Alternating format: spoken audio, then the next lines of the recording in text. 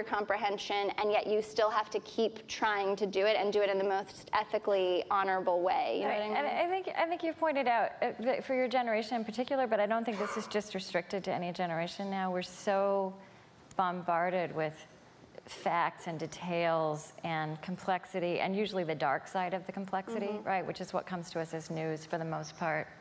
And that whereas, you know, your generation in particular is accused of being apathetic, disengaged, you know, you're saying, you know, people are just overwhelmed. Yeah. That in fact, that very empathy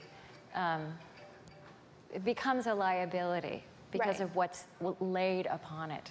Absolutely. And I think there's another part of our generation that I'm critical of that, and it's largely surrounds around this term social entrepreneurship, you know, which is like a sexy way to say a lot of what we're trying to say, but is this sort of magic bullet idea of social change. Like there are a lot of young people who will found a nonprofit organization or a B Corp or whatever they think is the cool thing to do and say, you know, we've figured out the solution to healthcare globally and this is what it is.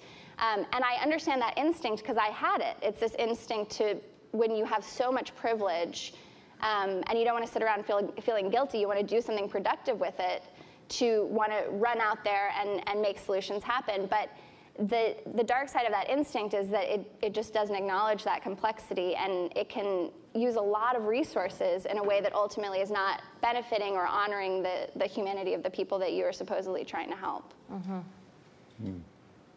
Well, on the complexity subject, I think Courtney has said some very important things.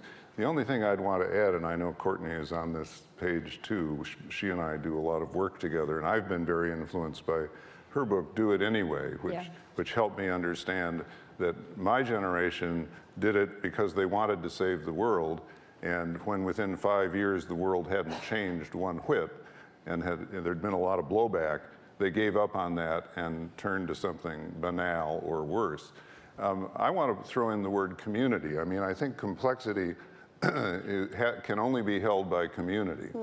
And I think that one of the most important things that needs to happen right now is, if I may say so, at your invitation, being modeled right here, which is intergenerational community.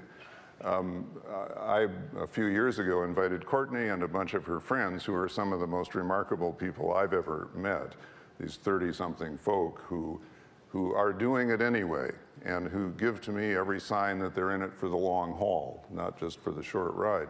I invited them to my home in Madison, Wisconsin, to help me and some of my colleagues at the little nonprofit I founded, the Center for Courage and Renewal, understand the digital revolution and how our work might be enhanced and amplified through that, because my generation knows very little about that.